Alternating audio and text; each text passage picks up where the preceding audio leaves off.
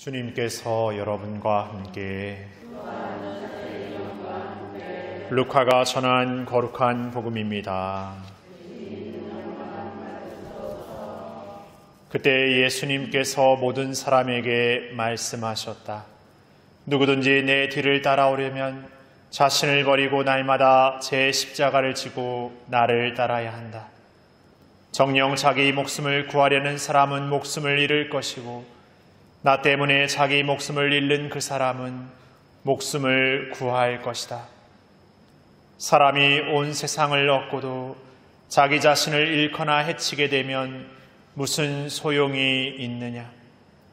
누구든지 나와 내 말을 부끄럽게 여기면 사람의 아들도 자기의 영광과 아버지와 거룩한 천사들의 영광에 쌓여올 때에 그를 부끄럽게 여길 것이다.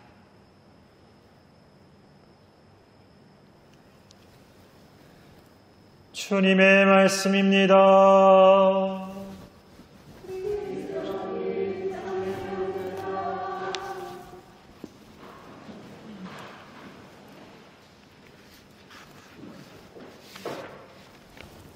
참미 예수님, 우리가 물에서 이렇게 수영을 할 때 바다 수영을 이렇게 하면은 수영을 배우지 않고 바다 수영을 하면 이렇게 고개를 이렇게 내놓고 손만 이렇게 휘젓지만 조금 이렇게 수영하는 방법을 이렇게 배우면 그렇게 고개를 계속 내밀고 있지 않아도 이렇게 수영할 수 있다는 것을 이렇게 알게 됩니다. 소위 이렇게 팔을 휘저으면서 이렇게 적당한 시점에 이렇게 한 번씩만 호흡해주면 이렇게 나아갈 수 있다는 것을 이렇게 알게 되죠. 그렇게 생각해 놓고 보면 살려고 입을 이렇게 밖으로 이렇게 내놓고 있어야만 산다고 생각하지만 딱 그 필요한 숨만큼만 계속적으로 공급이 되면 사람이 이렇게 수영해서 계속 먼 거리든 이렇게 나아갈 수 있고 이렇게 그 상태를 이렇게 유지할 수 있다는 생각이 듭니다. 그래 놓고 보면 우리가 삶을 살아가면서도 우리에게 필요한 그러한 숨 같은 것, 우리에게 필요한 어떤 딱 그만큼의 어떤 숨이 무엇일까 한번 생각해 보고 싶습니다. 우리 신앙인들에게는 바로 그 숨이 하느님을 만나고 그분 안에 머물고 그분을 체험하는 시간이죠. 그분을 만나는 시간. 그런데 우리는 일상의 삶에서 그분을 만나는 시간을 24시간 아무 일도 하지 않고 기도만 하고 이렇게 살 수는 없습니다. 앞서 말씀드린 것처럼 수영을 해나가는 안에서 필요한 숨만큼 우리에게 늘 끊임없는 어떤 그 숨을 유지시켜 나가는 것만큼이 필요한 것이죠. 그러니까 우리가 하느님을 만나는 것 역시도 이렇게 끊임없는 그분과의 호흡, 그분에게서 이렇게 얻는 그 숨을 받아들이는 어떤 시간을 꾸준히 이렇게 갖고 가는 것이죠. 그런 시간들을 통해서 이 신앙의 생활도 계속 유지시켜 나갈 수 있지 않을까라는 생각을 해보게 됩니다. 오늘 순교자들 대축일을 기념하면서 저는 그 순교자들과 우리의 어떤 차이, 순교자들이 좀 더 우리보다 위대하고 정말 더 하나님 닮은 삶을 살 수 있었던 어떤 그 힘은 어디에서 비롯되었을까 생각했을 때 그들은 자신들의 어떤 어렵고 힘들고 어떻게 보면 불가능해 보이는 삶의 현실을 끊임없이 하느님과의 관계 안에서 이렇게 내려놓고 펼쳐놓고 보았던 것이죠. 여기에서 내가 살아야 되는 뜻이 무엇인지, 지금 나에게 벌어진 이 뜻에서 나는 무엇을 받아들여야 되는지, 그냥 내 혼자만의 생각, 나만의 어떤 판단으로 생각했던 것이 아니라 그분과 나의 함께 바라봄 안에서 그것을 끊임없이 바라봤던 것이죠. 그런 삶을 꾸준하게 살았던 사람들이 순교자들이 아닐까, 성인들이 아닐까 저는 생각해 보고 싶습니다. 그렇게 보면 우리들도 우리의 삶에서 때로는 내가 뭔가 간절해서, 내가 뭔가 필요해서 하나님께 기도하곤 하지만 내가 필요할 때만 뭔가 이렇게 막 그분 안에 찾는 것처럼 이렇게 살지만 내가 뭔가 편안해지고 뭔가 기도할 게 없다고 여겨지고 그냥 내 일상이 것이 바쁘다 보면 그냥 내 일상의 것에 살아버리는 것이죠. 그러니까 그 숨의 꾸준함이 우리에게 어떤 면에서 없는 것이죠. 그러다 보니까 숨이 막히고 뭔가 되어지지 않는 삶 안에서 내 스스로를 그냥 단정져버리고 나와 함께 살아가는 어떤 사람을 판단해버리기 일수인 것이죠. 그러니까 우리가 어떻게 보면은 이 신앙을 산다라는 것이 끊임없는 그분 안에 머무름이라는 어떤 영원성을 지향하지만 그분과 나의 그 만남의 어떤 순간들은 어떻게 보면 이렇게 그 모먼트가 필요한 거예요, 모먼트. 바다에 사는 그 범고래라는 고래들이 있는데 그들은 이렇게 무리를 지어서 다닙니다. 한 이만큼 1, 2m 정도 되는 고래들인데.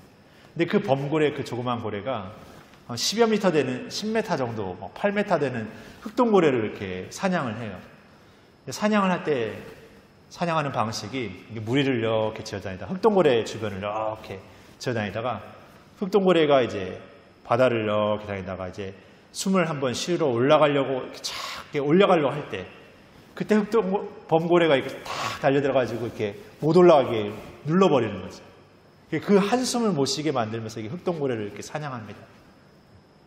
그런 것처럼 우리의 삶도 우리의 어떤 많은 일상과 어떤 우리의 많은 어떤 우리의 것들로 통해서 그 한숨조차 쉬지 못할 만큼 나를 그냥 이렇게 눌러버리고 있는 삶을 살고 있는지 아닌지. 그러면서 내 삶은 왜 이럴까? 내 삶은 이렇게 보잘것없을까? 내 삶은 왜 이렇게 잘 안 될까? 이렇게 한탄하고 원망하고 누군가를 미워하고 그런 삶으로 계속 이렇게 일관하고 있는 것은 아닌지 생각해 보게 됩니다. 요즘에 코로나19로 인해서 그 백신 접종을 이렇게 하게 되는데 주사를 맞으러 이렇게 가면은 이렇게 주사를 탁 넣으려고 할 때 어떤 분들은 이렇게 하실 수 있을 것 같고 어떤 분들은 이렇게 무언의 침묵으로 이렇게 하실 수 있을 것 같아요. 어떤 유형이십니까?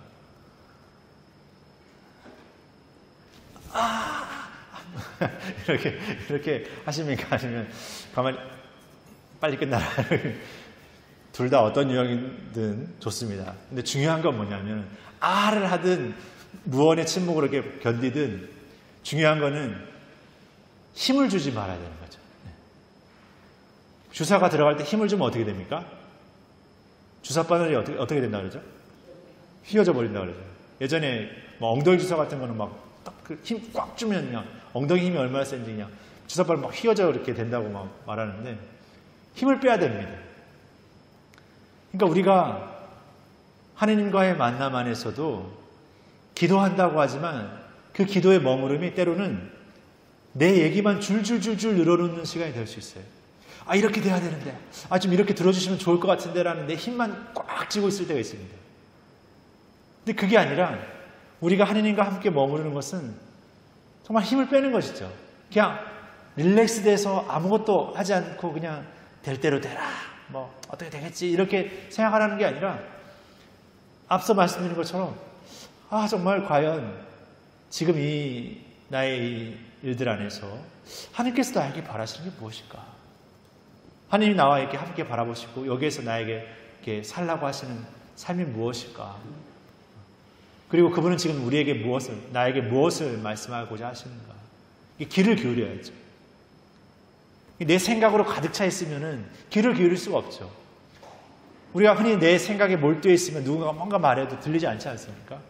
누군가 옆에서 막 얘기해도 그거는 그냥 지나가는 소리가 될 뿐입니다. 내 생각에만 가득 차서 오늘 이렇게 해야 되는데 오늘 이거 빨리 끝내야 되는데 그냥 여기에만 몰두해 있는 거죠.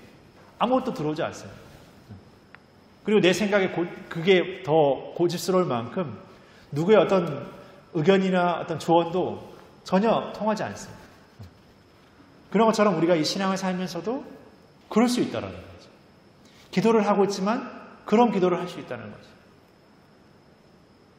그러니까 우리가 많은 기도 시간이 필요했던 게 아니라 정말 그분과 나의 열려있고 들을 수 있고 귀 기울일 수 있는 그런 마음의 시간이 필요했던 것이죠. 그 한숨만큼 딱 그만큼이면 삽니다. 그 숨이 필요했던 것이 우리에게. 우리가 어떤 기도를 할 때 나의 누군가가 이렇게 아팠을 때 그 사람의 병을 좀 낫게 해달라고 이렇게 기도하기도 합니다. 근데 때로는 그 사람의 병이 낫지 않고 병이 악화되기도 하고 때로는 그 사람에게 죽음을 맞게 되는 일들도, 내 가까운 사람에게 죽음을 맞게 되는 일도 있습니다. 내가 기도했는데 왜 하나님 그 사람 낫게 해주지 않으셨지? 내가 기도했는데 왜 그 사람 죽게 내버려뒀지? 이렇게 원망할 수도 있고 그렇게 생각할 수도 있을 거예요. 근데 우리가 기도한다라는 것은 마치 요술방망이처럼 내가 기도하면 내 계획이 딱 이루어지는 그런 기도를 우리가 하나님께 드리는 게 아닙니다. 그러면 모든 사람의 그런 생각과 계획이 다 이루어져야 맞죠. 우리가 기도한다라는 것은 내 삶을 그 누구보다 나보다 더 깊은 사랑으로 바라보시고 있는 그분이 계시다라는 것을 바라보게 되는 것이죠. 나는 그냥 힘들다 이 정도인데 그 힘들다 하는 나를 나보다 더 힘들고 아픈 마음으로 바라보시고 있는 그분이 내 앞에 계시다라는 것을 바라보게 되는, 느끼게 되는, 체험하게 되는 그 마음에서 위로를 받는 거예요. 그 마음에서 내가 새로운 힘을 내는 것이죠. 그 마음에서 내가 다시 시작하는 것이죠. 바로 거기에서 치유가 일어나고 바로 거기에서 기적이 일어나는 것이죠. 내가 내 삶을 바라보는 마음이 완전히 달라져 버려요. 내 삶을 임하는 태도가 완전히 달라져 버려요. 내가 내 가족을 대하는 얼굴이 완전히 달라져 버려요. 그 작은 데서부터 우리의 상상할 수 없는 놀라움의 것들이 이렇게 펼쳐지게 되어 있습니다.